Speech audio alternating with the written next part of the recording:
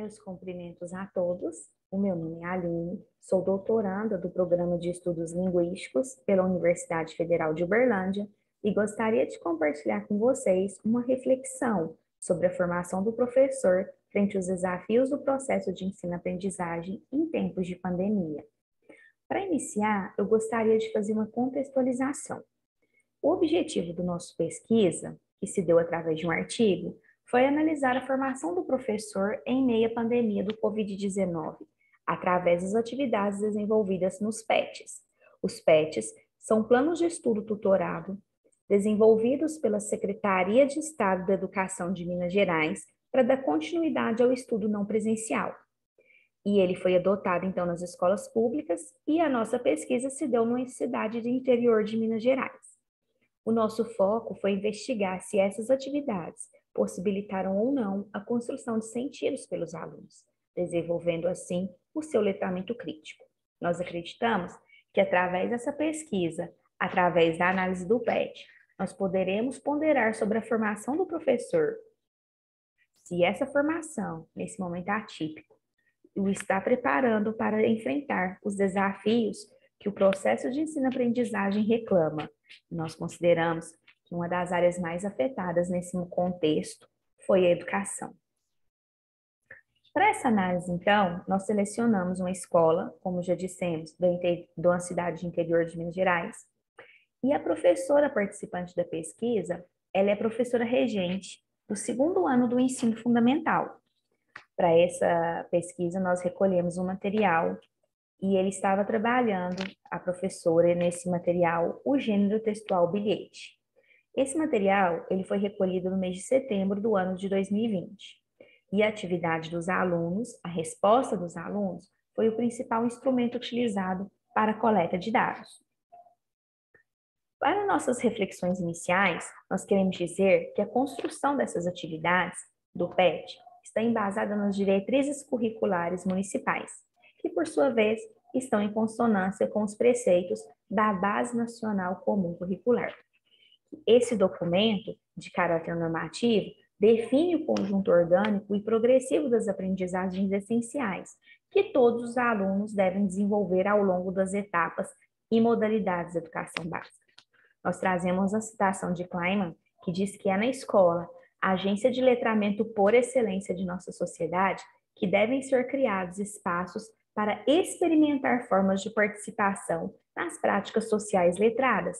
Portanto, acredito na pertinência de assumir o letramento, ou melhor, os múltiplos letramentos da vida social, como objetivo estruturante do trabalho escolar em todos os ciclos. Assim, através da experimentação, através da comparação, o aluno ele pode aprender, consolidar, construir novos sentidos, fazendo uma ligação entre o que ele já sabe e o que ele vai vir a aprender. Freire nos fala que a leitura da palavra ela não é apenas precedida pela leitura do mundo, mas por uma certa forma de escrevê-lo ou de reescrevê-lo, quer dizer, de transformá-lo através de uma prática consciente. É isso que nós queremos dizer através da experimentação. A experimentação é uma prática consciente que pode transformar a visão do aluno a respeito do objeto que está sendo aprendido. E a formação do professor, com certeza, ela fará a diferença nesse processo. Porque Demo fala que investir na qualidade da aprendizagem do aluno é, acima de tudo, investir na qualidade docente. E a qualidade docente, entre ela está uma boa formação. Então, nós vamos, através dessa pesquisa, observar como acontece o desenvolvimento das atividades pedagógicas, planejadas sem a interação dos discentes entre si e sem a interação com o professor.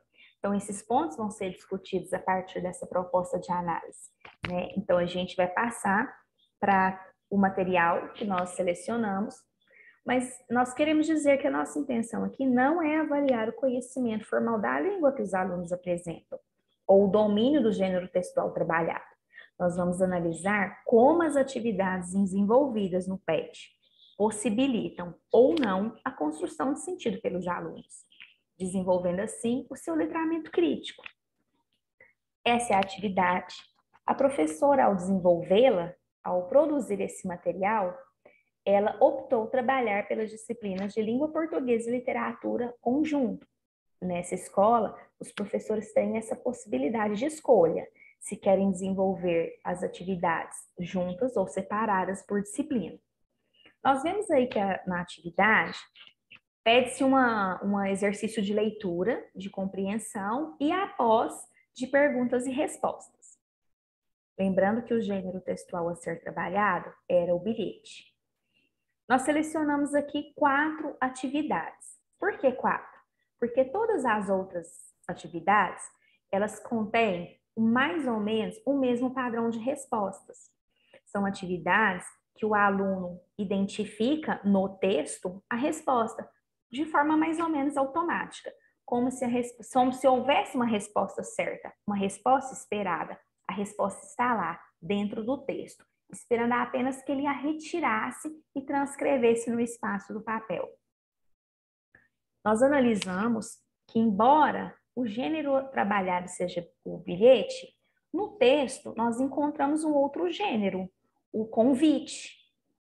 E, além do convite, nós encontramos um outro gênero, a fábula, pois quem escreve o bilhete é um animal e destinado para outro animal.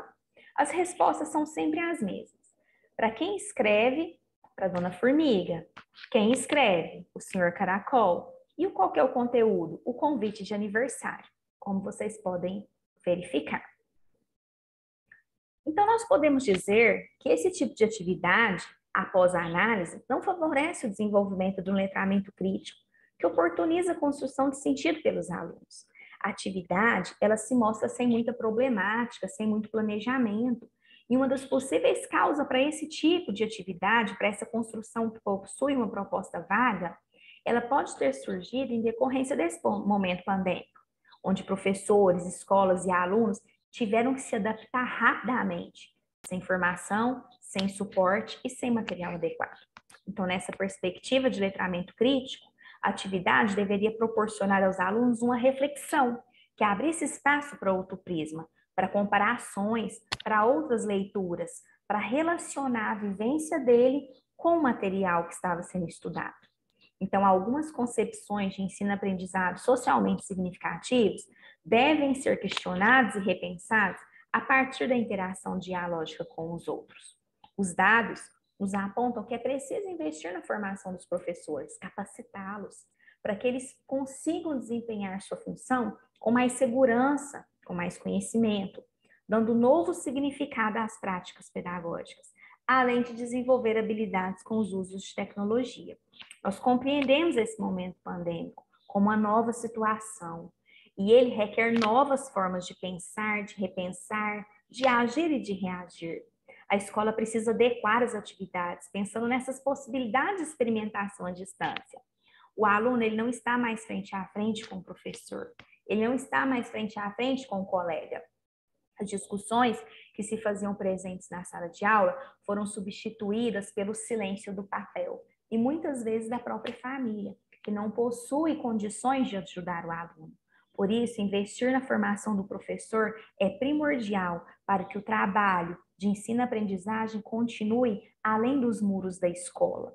O professor, ao desenvolver essa atividade, ele poderia ter pensado uma forma mais fácil de o aluno estar desenvolvendo, estar respondendo, porque ele não estaria ali com ele. O professor não poderia mediar essa resposta, essa levada de consciência. O professor não mediaria as reflexões, as discussões. Assim, talvez ele pensou que ficaria mais fácil para o aluno.